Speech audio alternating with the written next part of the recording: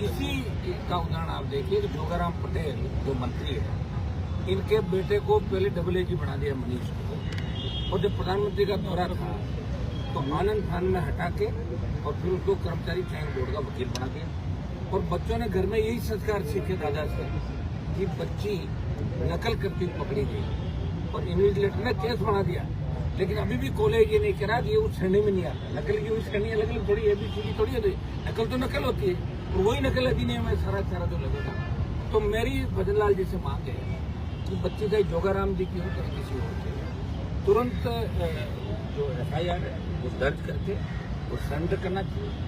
तो कानून का भद्दा मजाक बन गया, आपका MLA सरेंडर करके आपने सेंटर रद्द करके, धन्यवाद आप लोगों को कि दे रहा है दुरुस्त है विपक्षी मांग को देकर आपने जवाहरलाल मीणा सत्ता रद्द कर दी। लेकिन कानून से बड़ा कोई नहीं है। जोगाराम जी को खुद को इसमें बयान देना चाहिए, और अगर उनकी पोती नहीं है तो बता दे तो मेरी पोती नहीं थी, बात खत्म। इतना ही कहना होता है लोगों को, मेरा इससे कोई मतलब नहीं। और अगर उनकी पोती है तो कहना चाहिए कि बच्ची से गलती हो गई, बच्चे गलत कर गए, मुझे अफसोस, कम से कम खेद प्रकट करना चाहिए।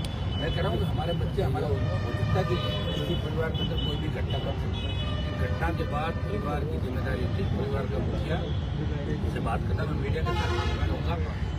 कल मैंने मीडिया के बड़े बड़े ट्वीट देखे और उसके बाद धमाधम डिलीट होते हुए देखे।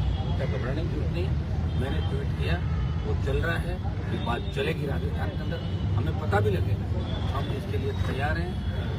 जैसे ही बात आई तो निश्चित रूप से पब्लिक के अंदर बात है, ये कोई हमारा उनसे कोई पारिवारिक व्यक्तिगत लड़ाई नहीं है, लेकिन इस तरह के काम लगातार बेटा बच्चे इस तरह कर खुद ऐसा ही भर्ती रद्द करने की कमेटी का अगर चेयरमैन हो तो उनसे राजस्थान का जवान क्या उम्मीद करेगा? कर ही नहीं सकता। जो संस्कार ही नहीं है वो कैसे अच्छा काम कर सकते हैं?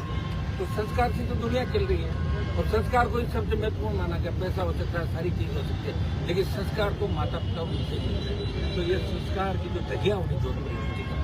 भजनलाल जी से मांग करता हूँ कि भजनलाल जी अब आप किसका इंतजार करेंगे? आपके घर से कोई पकड़ा जाएगा क्या रिश्तेदारी की जरूरत करता हो? तब आप जगोगे, आप अपने मंत्री जी जवाब मांगो। तो जोगाराम जी को इस्तीफा देना चाहिए। मेरी पोती नकल करके पकड़ी गई और मैं स्वाभिमानी हूँ, और मैं कह रहा हूँ राजस्थान की जनता आपको सराकों में बिठा लेगी। आप देखे तो देखिए एक बार इस्तीफा, आपको कहेगी कि बाद में उदाहरण पेश किया। तो ये राजस्थान की विडम्बना आप देखिए, RPSC पूरी गंदगी का ढेर बन चुकी है। 25 को जो रेला हमारा है वो आर पार की लड़ाई का ऐलान हमने किया, और इस गर्मी के अंदर भी पूरा देश देखेगा कि राजस्थान का जवान अपने हक और अधिकार के लिए, और हमारे छोटे भाइयों के लिए किस तरह राजस्थान के गांव-गांव के जवान हमारे छोटे भाइयों को राजधानी में दे रहा था।